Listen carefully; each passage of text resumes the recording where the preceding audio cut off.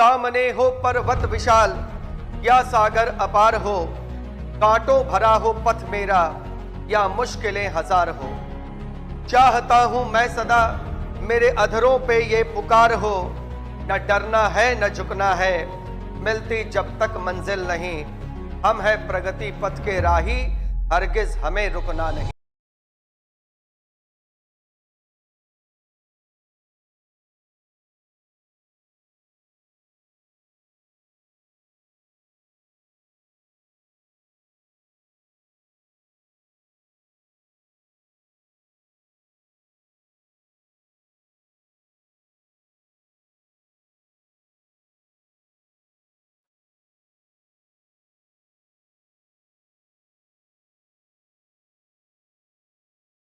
Hello hello hello hello hello.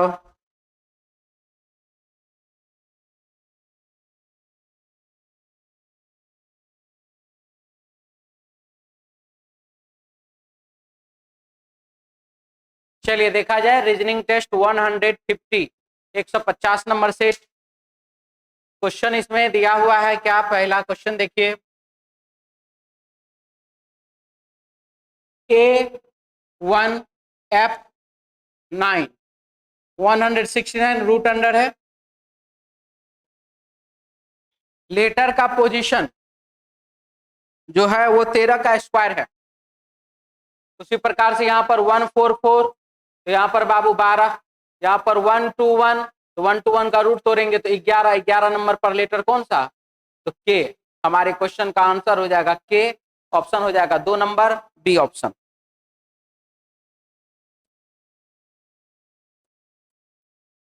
Question है run का code क्या होगा। तो यहाँ पर रन देखना है कि लिखा हुआ कहाँ है, सिर्फ यहाँ पर रन RUN सिर्फ यहाँ लिखा गया और किसी भी स्थान पर लिखा हुआ नहीं है। तो हम इसमें देखते हैं गो टू स्कूल 125, 2 और स्कूल 2 और स्कूल 1 और 5, 1 और 5, तो बचा क्या 3।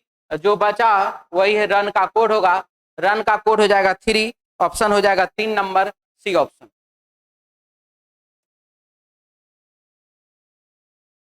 अंग्रेजी वर्णमाला के सभी अक्षर व्युत्क्रम में लिखे जाए तो दाएं से 20वां एवं बाएं से 21वां अक्षर के ठीक मध्य में कौन सा अक्षर आएगा, ये हमारा सवाल है।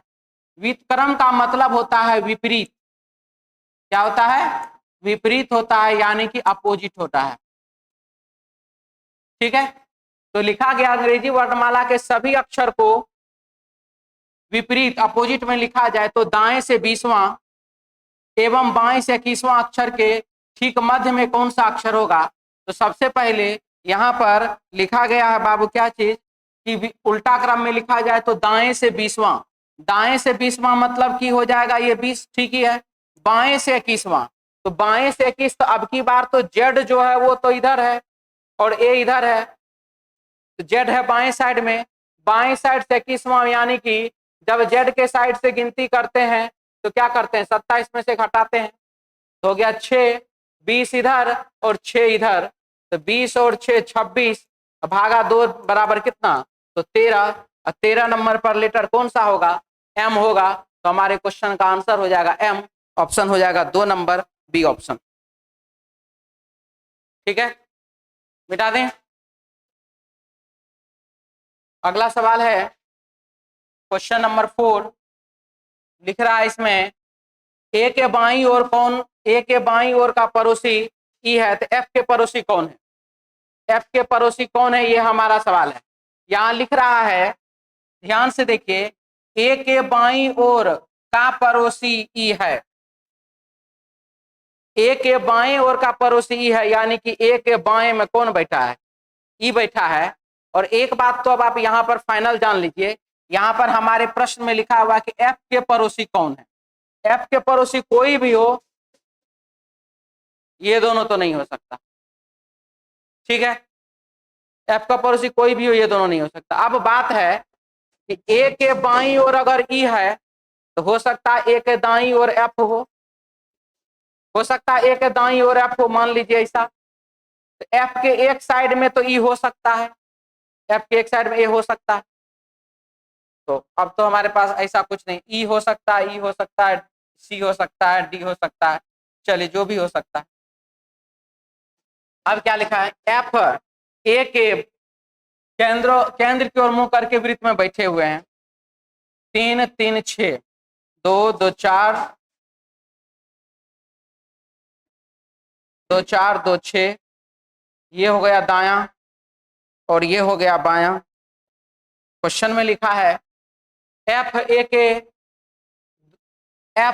के दूसरे बाईं ओर पर है, ए के दूसरे बाईं ओर पर है पहला और ये दूसरे, एफ बी ए के बाएं दूसरे स्थान पर, ए के बाएं पहला, बी ए के दूसरे दाईं ओर पर है पहला और ये दूसरा, बी यहाँ पर, ए डी का बाएं पड़ोसी है, ए डी का बायां पड़ोसी है, ए जो है वह डी का बायां पड़ोसी है। अब आप देख लीजिए कौन कौन आ रहा है जी,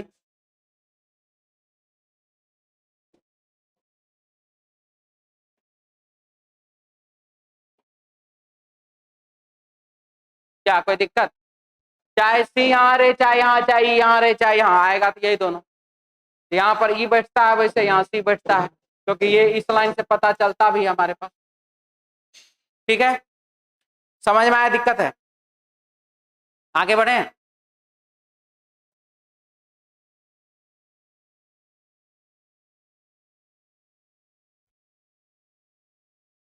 टोटल बराबर लेफ्ट प्लस राइट -1।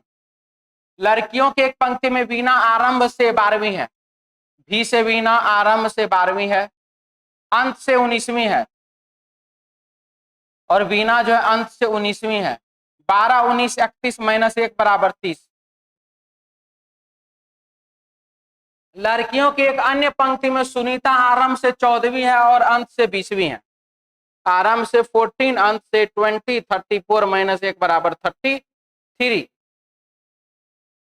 दोनों पंक्तियों मिलाकर कितनी लड़कियां हैं, 63। ऑप्शन बाबू 3 number C option. Good evening sir जी, हाँ बाबू गुड इवनिंग। ठीक है, क्लियर। 30 और 33 दोनों को जोड़ दीजिए, 63 हो गया।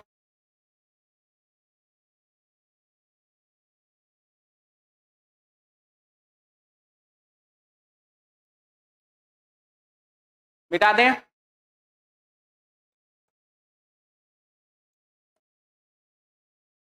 एक पुस्तकालय में 5 विषय की पुस्तक किताबें इस प्रकार रखी है, अर्थशास्त्र गणित से ऊपर है, तो बताइए सबसे नीचे कौन सी पुस्तक है। सबसे नीचे वही पुस्तक होगी जो किसी से भी ऊपर नहीं होगी। अर्थशास्त्र गणित से ऊपर है, इसका मतलब कुछ भी हो जाए अर्थशास्त्र नहीं होगा। संस्कृत हिंदी के नीचे है, तो संस्कृत जो है वो नीचे है, तो इसका मतलब हिंदी नहीं होगा। हिंदी से ऊपर गणित है। विज्ञान संस्कृत के नीचे, विज्ञान किसके नीचे, संस्कृत के नीचे, तो संस्कृत ऊपर हो गया, तो बचा कौन, विज्ञान। यही हो जाएगा हमारे क्वेश्चन का आंसर, विज्ञान। ऑप्शन बाबू 3 नंबर सी ऑप्शन।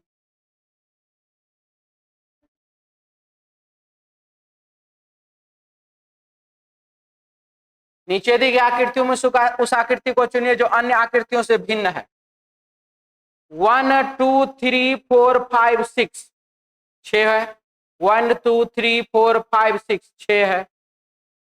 1 2 3 4 5 6 6 है। 1 2 3 4 5 6 7 है। तो आंसर क्या हो जाएगा, 2 नंबर बी ऑप्शन।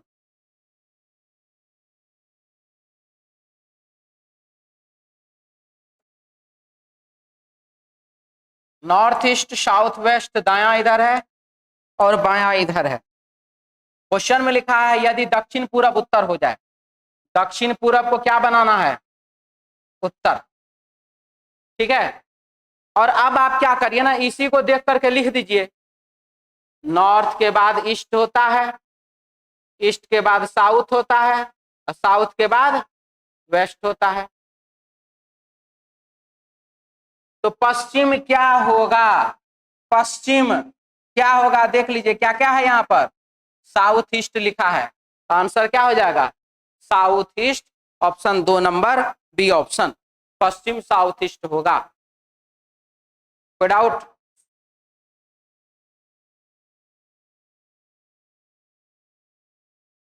एक व्यक्ति का परिचय देते हुए एक स्त्री ने कहा, एक व्यक्ति है जिसका परिचय देते हुए एक स्त्री ने कहा, क्या कहा स्त्री ने? स्त्री ने कहा वह मेरी मां का इकलौता पुत्र है। एक व्यक्ति का परिचय देते हुए स्त्री ने कहा, स्त्री ने क्या कहा? स्त्री ने सीधे रूप से कहा कि वह मेरी मां का इकलौता पुत्र है। मां का इकलौता पुत्र मतलब कौन? तो भाई। वह कौन है? उस स्त्री का भाई है। स्त्री का पुरुष से क्या संबंध है? स्त्री कौन है तब? बहन है। ऑप्शन बाबू 2 नंबर। कोई दिक्कत?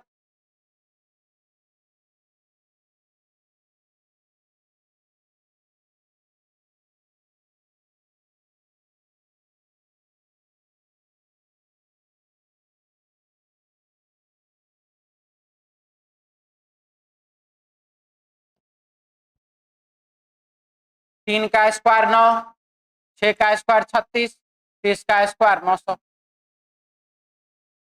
ऑप्शन बाबू 1 नंबर। ठीक है, मिटा दें। चलिए इसके बाद ABBN है ना, ABBN, ABBN और ABBN, यही तो भरा पड़ा है। आंसर हो जाएगा BNBBAN, BNBBAN, BNBBAN। Option 2 number B option.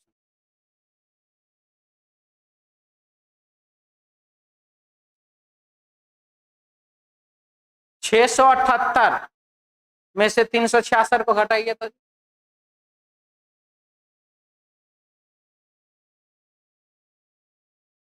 8 में से 6 गया तो 2, 7 में से 6 गया 1, 6 में से 3 गया तो 3, 567, 255, 7 में से 5 गया तो 2, 6 में से 5 गया तो 1, 3। ठीक है, तो यहां पर जो है 946 में से 312 घटा दीजिए, 946, 312, 6 में से 2 गया तो 4, 4 में से गया तो 3, 6, यानी कि व्हाट के स्थान पर 634 होगा, 634, 634। मिटा दें।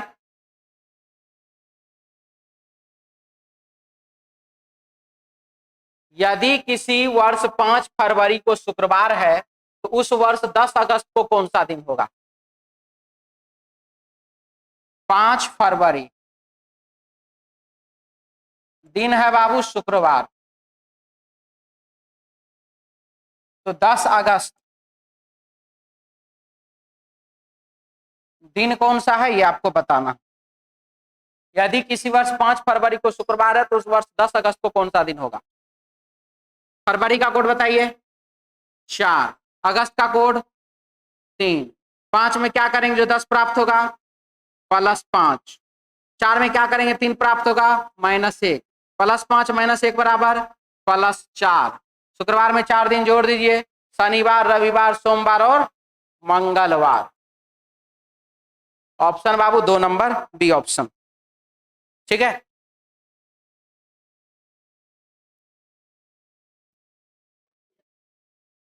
लीप वर्ष रहे तब 3,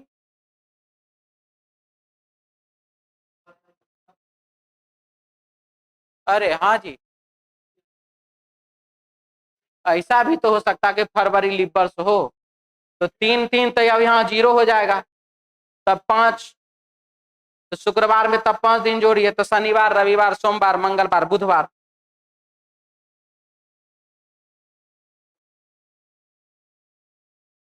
आंसर होगा बुधवार या मंगलवार, क्योंकि यह कौन सा वर्ष है, लीप वर्ष है कि सामान्य वर्ष है, ये बात क्लियर नहीं है। कृष्णा राज डी। क्लियर? मिटा दें। 12 बजे घड़ी की दोनों सुइयां साथ साथ है, तो लगभग कितनी देर बाद ये पुनः साथ साथ रहेगी, साथ साथ रहेगी मतलब 0 डिग्री का कोण।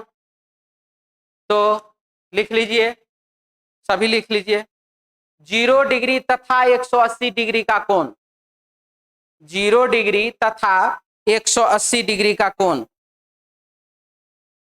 0 डिग्री तथा 180 डिग्री का कोण 1 घंटा 5.5/11 मिनट, 1 घंटा 5.5/11 मिनट के समय अंतराल पर बनता है।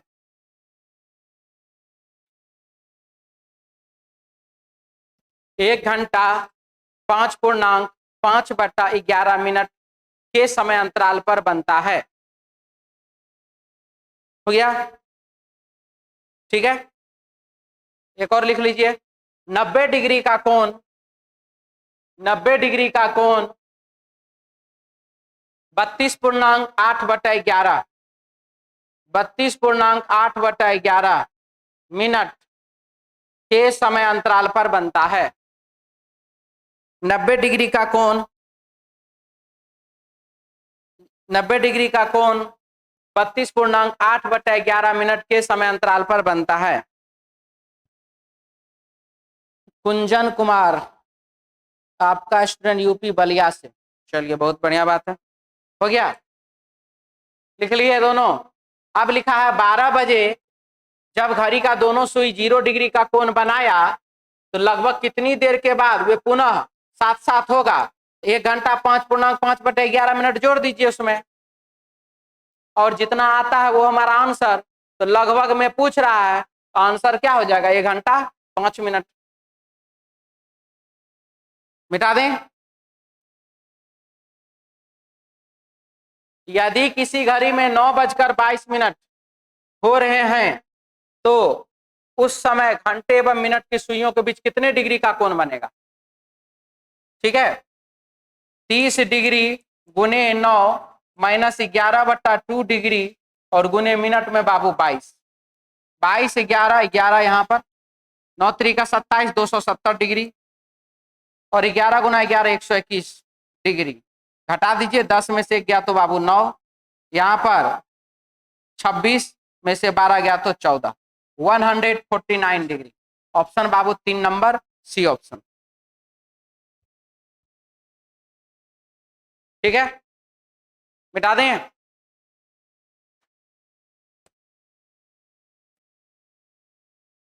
लिखा है, उनके अनुसार बताइए कि एक बिंदु वाले सतह के विपरीत सतह पर कितने बिंदु होंगे।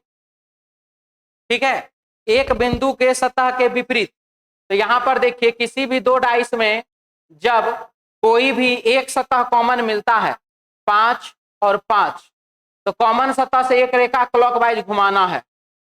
तो 5 3 2 5 4 1 और एक के विपरीत में क्या गया, 2 गया। तो हमारे क्वेश्चन का आंसर क्या हो जाएगा, 2। ऑप्शन हो जाएगा 1 नंबर ए ऑप्शन। मिटा दें।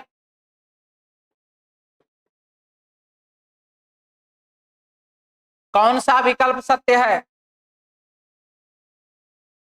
निश्चित रूप से सत्य है तो निम्न में से कौन सा विकल्प सत्य है, आपको यह बताना। अगर ये वाला सही है तो अब आप यहां पर देख रहे हैं, आर कह रहा है कि एस, एस से बड़ा कौन है, ए, और ए और ओ क्या है, बराबर है। तो यानी कि एस से बड़ा ओ भी हो गया, और ओ से बड़ा कौन है, तो आर और एस में कौन बड़ा, आर बड़ा एस छोटा। और यहां देखिए आर बड़ा और एस छोटा। आर के तरफ मुंह खुला, एस के तरफ मुंह बंद, आर के तरफ मुंह खुला, एस के तरफ मुंह बंद। तो कौन सा निश्चित रूप से सत्य है, ऑप्शन बाबू 2 नंबर निश्चित रूप से सत्य है। कोई दिक्कत, अगर और सबको भी चेक कर दें। चलिए अगला, सभी दार्शनिक मूर्ख है, सभी दार्शनिक मूर्ख है, सभी मूर्ख अनपढ़, अनपढ़ है। तो सभी दार्शनिक अनपढ़, सारे के सारे दार्शनिक जो है वो बाबू अनपढ़ है। सही की गलत? सही है। सभी अनपढ़ दार्शनिक है, सारे के सारे अनपढ़ जो हैं वो दार्शनिक के अंदर है, गलत बात है। सभी अनपढ़ मूर्ख है, सारे के सारे अनपढ़ जो वो मूर्ख के अंदर है, ये भी गलत बात है। कुछ अनपढ़ दार्शनिक है और कुछ अनपढ़ जो है वो बाबू दार्शनिक है, और ये बात भी क्या है? सही है। तो पहला और चौथा सही है और दूसरा और तीसरा गलत है। Kunal Kumar B B B, Kunjan Kumar B. चलिए आगे बढ़े। इसके बाद कोई गाय कुर्सी नहीं है। गाय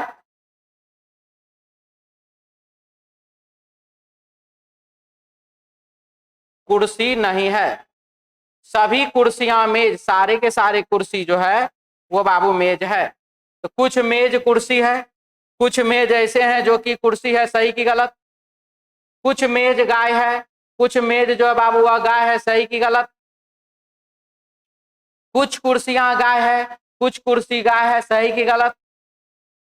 कोई मेज गाय नहीं है, कोई मेज गाय नहीं है, अभी सही।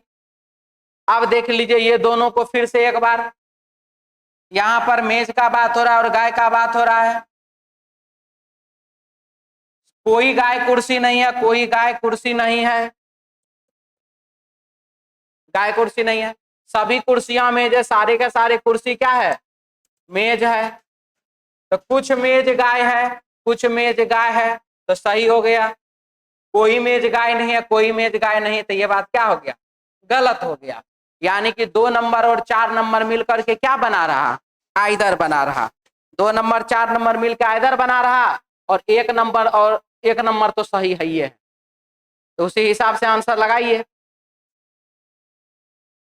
विकल्प के हिसाब से आंसर हो जाएगा 3 नंबर।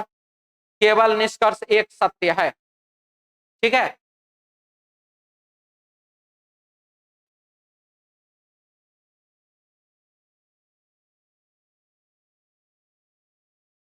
परिच्छेद हो मैं जी,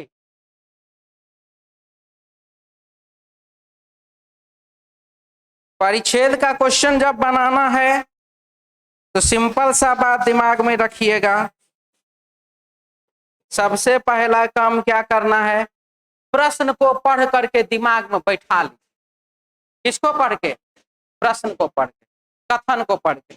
ये वाला कथन नहीं, इसको, प्रश्न को, ये तीनों को पहले दिमाग में बैठा ली, 2 को, 20 और 21 को। ठीक है। क्या लिखा है?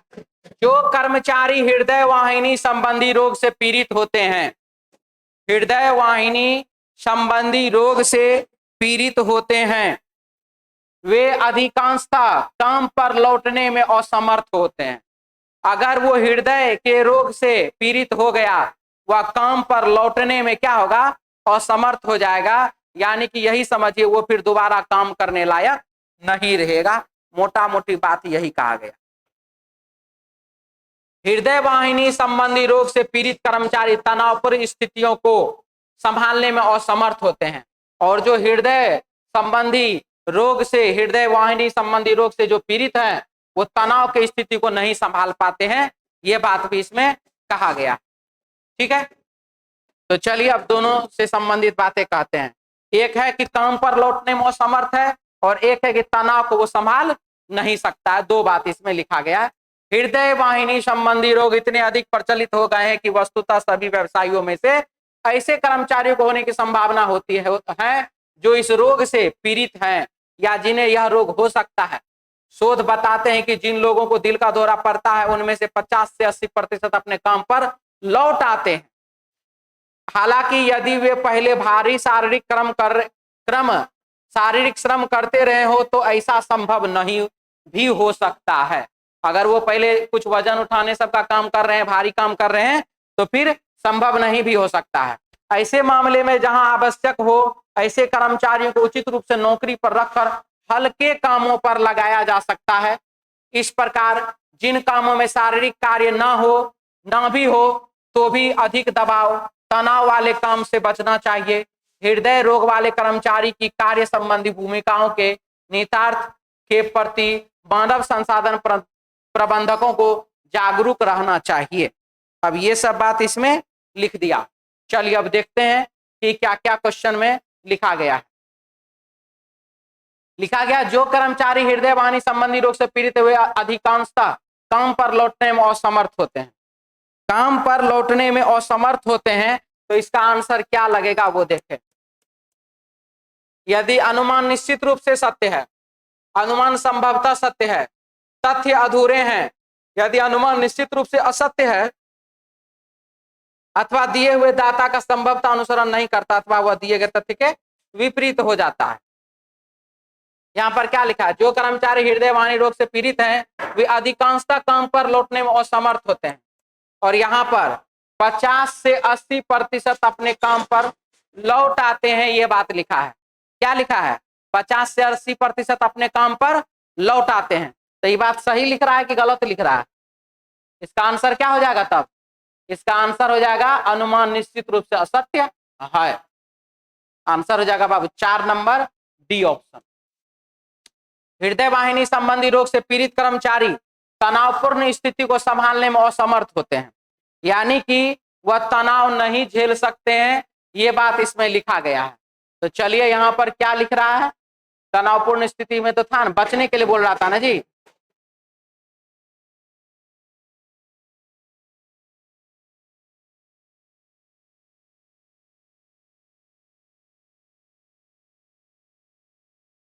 हाँ, तो भी अधिक दबाव तनाव वाले काम से बचना चाहिए, लिख रहा है ना यहाँ पर।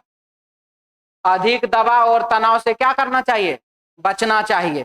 तो बाबू यहाँ पर आप देख लीजिए, तो इसका आंसर क्या हो जाएगा, अनुमान संभवतः सत्य है, निश्चित रूप से नहीं, संभवतः हो जाएगा। आंसर हो जाएगा इसका बाबू बी, इसका हो जाएगा बी, संभवतः सत्य और निश्चित रूप से गलत है। चलिए अगला सवाल, कोई दिक्कत भी इसमें किसी को? 22 नंबर, एक घन को 125 भागों में विभाजित किया गया। एक घन को 125 भागों में विभाजित किया गया। अब बताइए 125 भाग का मतलब होता है 5 पर पावर 3, यानी कि n पर पावर 3 बराबर 125। ठीक, घनों को विभाजित किया गया। इस विभाजन से प्रत्येक छोटे घनों की भुजाएं 3 सेंटीमीटर है। एक भुजा का लंबाई है 3 सेंटीमीटर, तो प्रत्येक छोटे भुजा है ना, छोटे घन की भुजा की लंबाई है 3 सेंटीमीटर। तो चलिए थोड़ा सा हम लोग इसमें जान लें, n बराबर क्या होता है। n बराबर होता है बड़े घन की भुजा के बड़े घन के भुजा की लंबाई बटा छोटे घन के भुजा की लंबाई। बड़े घन की भुजा की लंबाई बटा छोटे घन की भुजा की लंबाई। n बराबर क्या है हमारे पास, 5।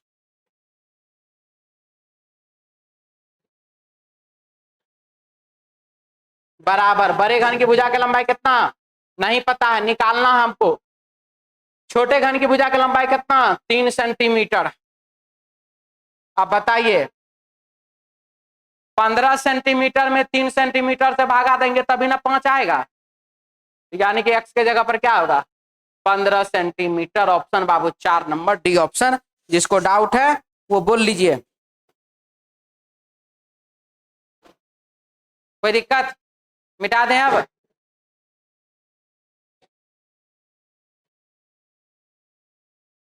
सभी व्यक्ति समाचार पत्र पढ़ना पसंद करते हैं, सभी व्यक्ति समाचार पत्र पढ़ना पसंद करते हैं। तो नंबर 1, समाचार पत्र पढ़ने के लिए होता है, इसीलिए पढ़ना पसंद करते, सीधा बात है। तो सही की गलत? प्रत्येक व्यक्ति शिक्षित है। जब यहां पर लिखा है कि सभी व्यक्ति समाचार पत्र पढ़ना पसंद करते हैं, तो सब शिक्षित होगा तभी तो पढ़ना पसंद करते हैं, इसलिए पहला और दूसरा दोनों का दोनों क्या है, सही है।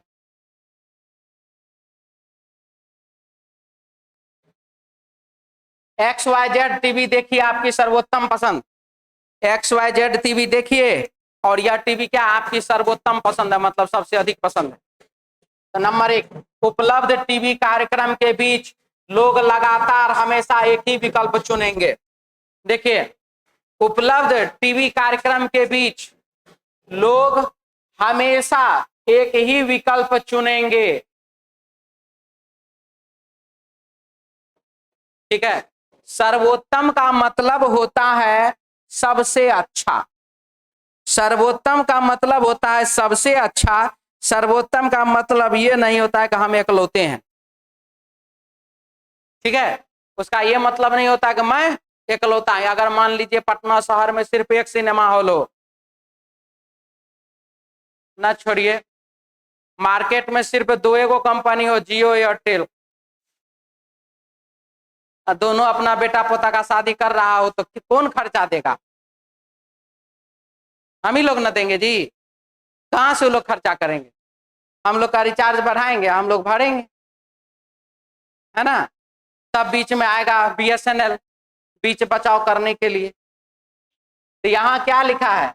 सर्वोत्तम में और हमेशा में बाबू अंतर होता है। हमेशा का मतलब एक ही को हमारे पास विकल्प है, सर्वोत्तम का मतलब सबसे अच्छा, सबसे अच्छा मतलब और भी विकल्प उपलब्ध है, इसीलिए गलत। वे लोग जो XYZ टीवी के कार्यक्रम बनाते हैं जानते हैं कि लोग किसे सर्वोत्तम मानते हैं, ये सही बात। XYZ जो है उसको पता है कि लोग क्या देखना चाहते हैं, लोग क्या देखना चाहते हैं तो उस हिसाब से मेंटेन भी तो करना पड़ेगा। तो पहला गलत, तो दूसरा सही। क्या भारत में नए विश्वविद्यालय स्थापित किए जाने चाहिए? नया विश्वविद्यालय खोलना चाहिए या नहीं? विक्रम कुमार, कुणाल कुमार, चलिए, नया विश्वविद्यालय खोलना चाहिए या नहीं, ये बात कहा जा रहा है, ठीक है। नहीं, क्या है जी? नहीं खोलना चाहिए। हमने अभी तक साक्षरता का लक्ष्य हासिल नहीं किया है, तो लक्ष्य हासिल नहीं किया तो और खोलिएगा तब ना और आदमी पढ़ेगा, तब ना लक्ष्य हासिल होगा, ठीक है। तो यह बात क्या है? गलत बात है, नहीं खोलना चाहिए, ये बात बिल्कुल ही क्या है? गलत। दूसरा, क्या भारत में नए विश्वविद्यालय स्थापित किए जाने चाहिए? तो नहीं। क्यों? हमें बेरोजगार परंतु उच्च शिक्षित लोगों की समस्या का सामना करना पड़ेगा, ठीक है। इसीलिए दोनों का दोनों क्या है? गलत है। बेरोजगार रहेगा तो इसका क्या मतलब? शिक्षित हो ही नहीं। शिक्षित होने का क्या मतलब है? सबका नौकरी करना? कहीं से जरूरी नहीं है ये। आइए, क्या भारत में वर्तमान बड़े राज्यों में से कुछ और राज्य बना लेना चाहिए? जो सब बड़ा बड़ा राज्य है, जैसे कि बिहार को काट के झारखंड बना दिया, उत्तर प्रदेश को काट करके उत्तराखंड बना दिया, और किसको काटा था जी? MP काट के, MP को काट के छत्तीसगढ़ बना दिया, एगो इधर तेलंगाना ना बना है, हैदराबाद, हैदराबाद काट के तेलंगाना बना दिया, आंध्र प्रदेश को काट के तो आंध्र प्रदेश। ऐसे ही क्या यूपी अभी बहुत बड़ा है क्या, और उसको 3 4 5 6 टुकड़ा कर दिया जाए, चाहे बिहारों को 10 20 टुकड़ा कर दिया जाए? तो यही बात इसमें बोला जा रहा है। तो क्या भारत में वर्तमान राज्यों में से कुछ और राज्य बना लेने चाहिए? तो हाँ, इससे प्रशासनिक सुविधा हो जाएगी। नहीं, यह राष्ट्रीय एकात्मकता के लिए खतरा होगा, ठीक है। दोनों में से कोई भी सत्य नहीं। किसी को डाउट, कोई दिक्कत इसमें?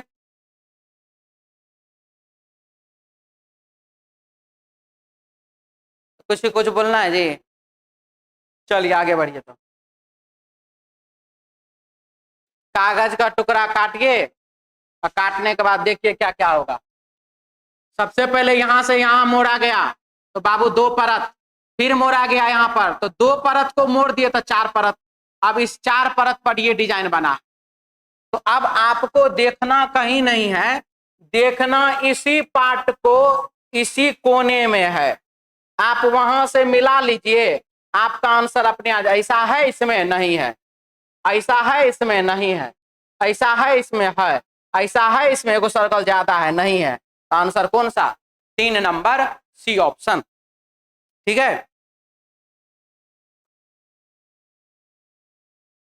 कितने त्रिभुज हैं? कितने त्रिभुज हैं? जितने भी हैं बढ़िया हैं।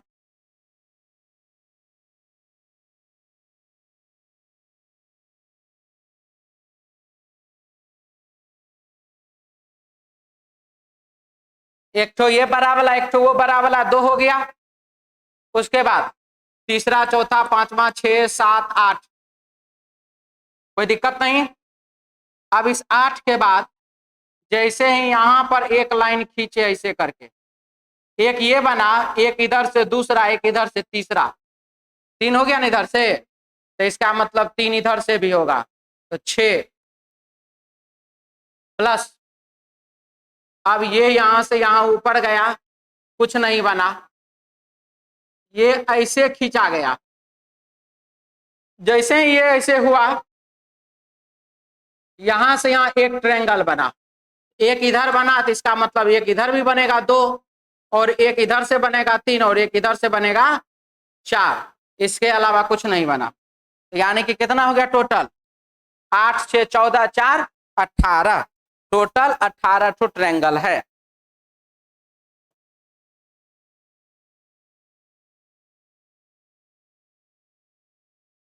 नीचे दी गई आकृति में कौन सा आकृति छिपा हुआ है, ये आप किसमें प्रश्न आकृति छिपा हुआ है, ये वाला प्रश्न आकृति देखिए यहां पर छिपा हुआ है।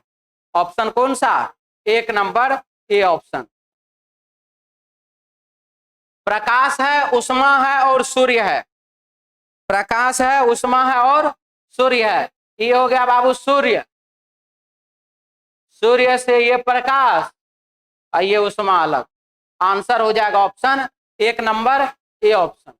ठीक है, तो चलिए आज के लिए इतना ही, मिलते हैं हम लोग नेक्स्ट क्लास में कल अपने समय पर। जय हिंद।